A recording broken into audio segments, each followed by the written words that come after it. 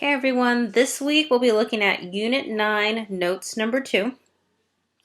So we will be focusing on one set of notes, so one ed puzzle for the week.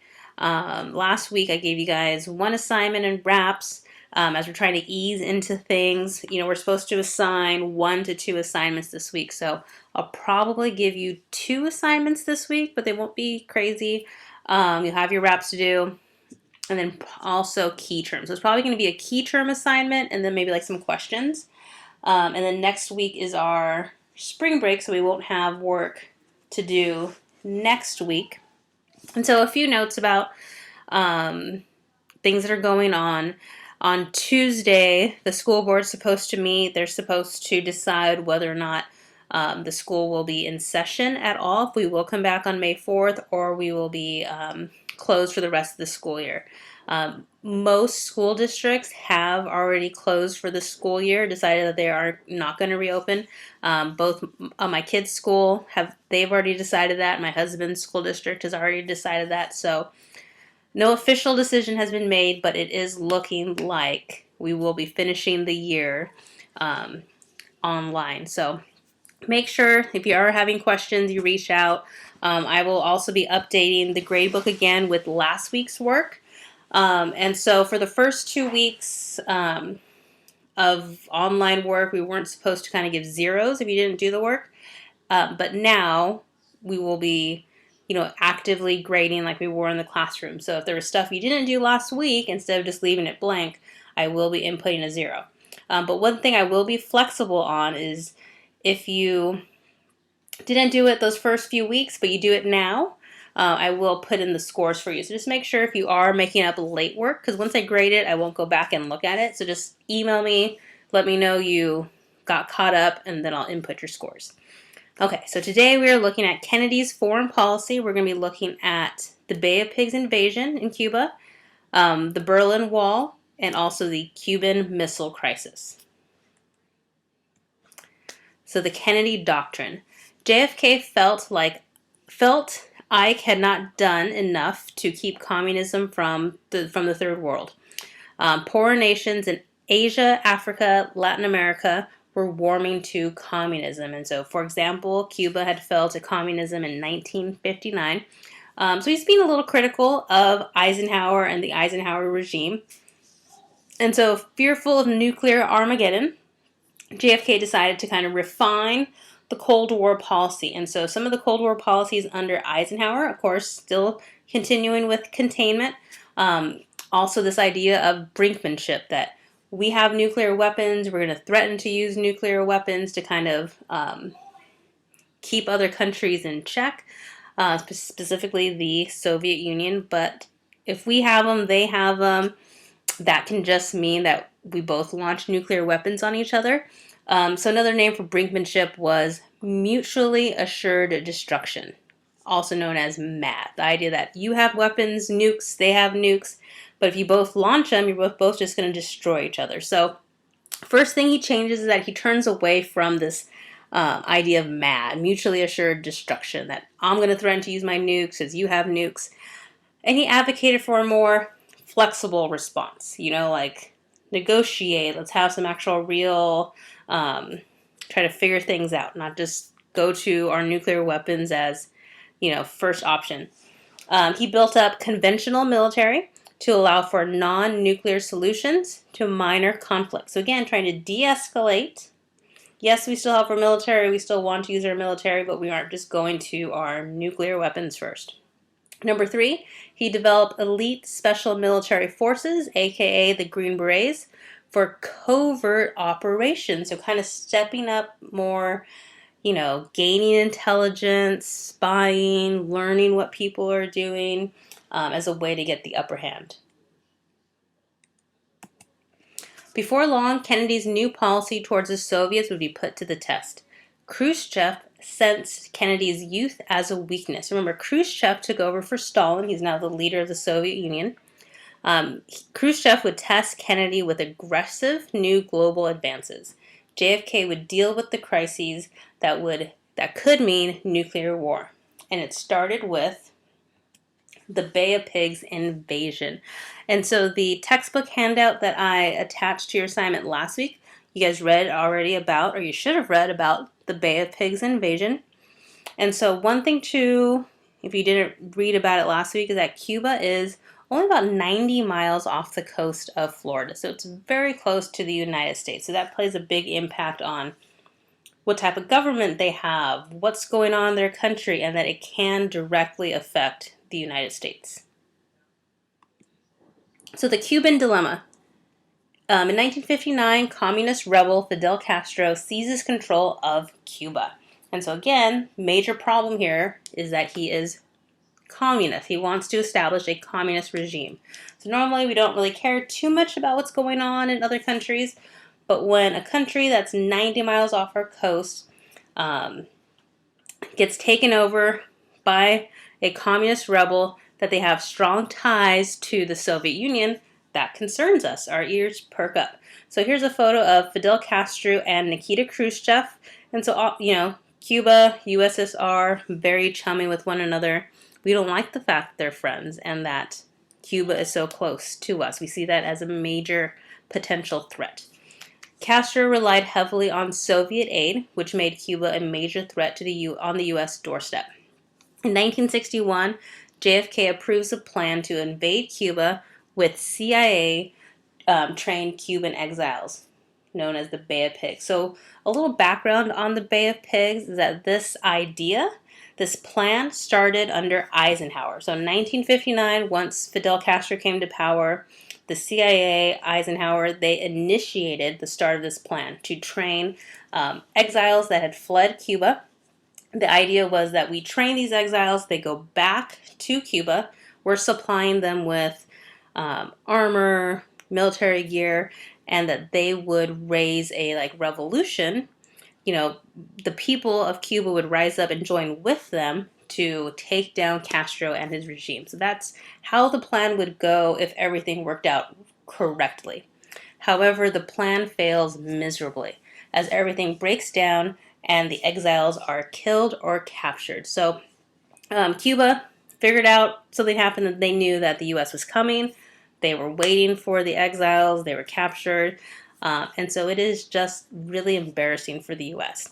JFK has to publicly accept responsibility for this after he had previously denied that this wasn't happening. And so it just is very, very huge foreign policy blunder. So the operation is seen as a public defeat for the U.S., and it bolsters Soviets' cause to defend Cuba from the U.S. And it makes Cuba, Fidel Castro, more paranoid about us because we were trying to take him out. So the relationships between us and Cuba and the Soviet Union does not improve because of this.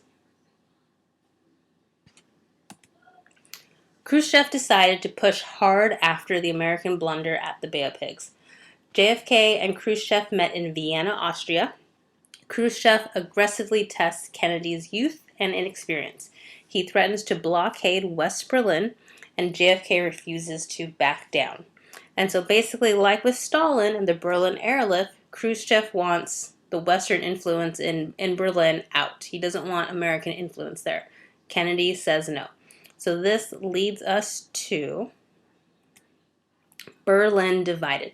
So again, kind of rehashing something very similar, the fact that Berlin is in the middle of the Soviet zone. We have West Berlin that's overseen by the U.S., Great Britain, and the French, and so it's this pocket of democracy, and the East Berlin people and East German people are using it as a way to escape communism, and Khrushchev wants to stop that. So Berlin divided and the Berlin Wall. Kennedy began to show his determination and contain communism. On a TV address, JFK defiantly declared the U.S. would not be driven from West Berlin. So we would not abandon the people of West Berlin to succumb and be taken over by communism. On August 13th, 1961, under darkness, Khrushchev erects the Berlin Wall. And so you can see this picture down below. Little by little, they just kind of put up cinder blocks. There's often kind of like a middle area, no man's land, and it's basically to keep the people of East Berlin from coming over to West Berlin. And so the wall went up in the middle of the night, and so some people were kind of trapped on one side or the other. And if you tried to cross, people could be shot, they could be killed, they could be arrested for that. So the concrete wall keeps East Berliners from escaping to West Berlin. So again, people don't want to live under communism, they want to escape. So JFK travels to West Berlin to speak. He defiantly slams the wall as an ugly symbol of communist oppression against freedom everywhere. So now the Cuban Missile Crisis. So again, this map kind of gives you a better view of, you see the United States, you see Florida, and then Cuba just right there. So very, very close. That's why within Miami you have lots of huge Cuban population there. Soviet weapons in Cuba. So summer of 1962, Soviet ships deliver weapons to Castro's regime in Cuba. So the Soviet Union is sending weapons to Castro in Cuba, and they're missiles. They're intercontinental ballistic missiles that can be launched, that have the capacity to be launched from Cuba and reach the U.S. And so this, to us, is very nerve-wracking, obviously. So instantly, JFK warns that the U.S. will not tolerate Soviet offensive missiles in Cuba. We don't want potential for them to be able to launch those against us. Secretly, Kennedy and his cabinet prepare options for airstrikes and a land invasion of Cuba. So we have to decide, are we going to allow this to happen? What can we do? If you're going to land on a foreign country that isn't our friend, they're going to see that as an act of war. So this could launch into war. So on October 14th, 1962, U.S. planes photographed the Soviet missile bases in Cuba. So here's kind of the pictures where you start to see, the missile trailers, different vehicles there. And so now we have evidence, factual evidence that these missiles are there. Some of the missiles were armed with nukes and were ready to launch immediately. On October 22nd, 1962, Kennedy addresses the nation on TV to let the public know what they have found, the possibility that, yes, these missiles could be launched against us, also to let them know that they plan a blockade, that we're trying to remove it. And so this starts the Cuban Missile Crisis. And so for 13 days, the American public, they were not sure what would happen. Would we enter into nuclear war? There was just a lot of uncertainty during that time. So here's a picture of Kennedy and his cabinet meeting to discuss the crisis, what decisions should be made, how can we handle this, how can we approach this, how can we avoid going to nuclear. So the blockade of Cuba. For 6 days, the world faced the real possibility of nuclear annihilation. Kennedy and his cabinet met all day each day, debating how to protect the country while trying to avoid a nuclear war with the Soviets. Finally, Kennedy decided on a naval quarantine of Cuba. Quarantine, blockade, same thing. With the quarantine, you're trying to contain something. So with Cuba, you can see the ships are placed all around Cuba, blocking Soviet ships from coming in. So the massive naval forces blockaded the island and threatened to sink Soviet ships. So we had this blockade, but at the same time, we didn't know how the Soviets were going to respond to it. So as they approached the blockade, are they going to respect the blockade and not attack? Are they going to shoot on American ships, leading us to war, possibly nuclear war, for the missiles to be launched? And so we're just kind of waiting, playing a waiting game with this whole Cuban Missile Crisis for days. So when Soviet ships reach the blockade, they just turn around. Kennedy's resolve was to keep the nukes out of Cuba, prove too much, and Khrushchev flinched. So the Soviets gave in, they turned around. And so behind the scenes, the U.S., the Soviets, they are trying to negotiate, trying to, reach an agreement. So something was reached right before that moment. So the results of the crisis. To the world, the U.S. had won the crisis and Khrushchev lost prestige. Kennedy had proven his resolve and had shed the idea that he was young and weak. Secretly, the two sides agreed on several things to end the crisis. Number one, the Soviets would dismantle and remove all weapons from Cuba immediately. Number two, the United States agreed not to invade Cuba. And number three, the U.S. agreed to secretly remove its nuclear weapons in Turkey. So, kind of a similar situation to Cuba, where Turkey was close to the Soviet border. We could potentially launch weapons against them. So, we agreed to also take away our nuclear weapons. We're both kind of doing the same thing on separate sides. So, this is the end of the notes. This week, make sure to do your wraps. If you didn't do something from last week, you still have time to finish it, get it turned in. I'm going to be giving you guys a key term assignment and probably one other assignment. So you have all week to work on it, even through the weekend, probably, or even like over spring break. I probably won't put in this week's stuff till after spring break. So have a good week. Stay positive. Email me if you have questions or send me a message on Remind. Bye.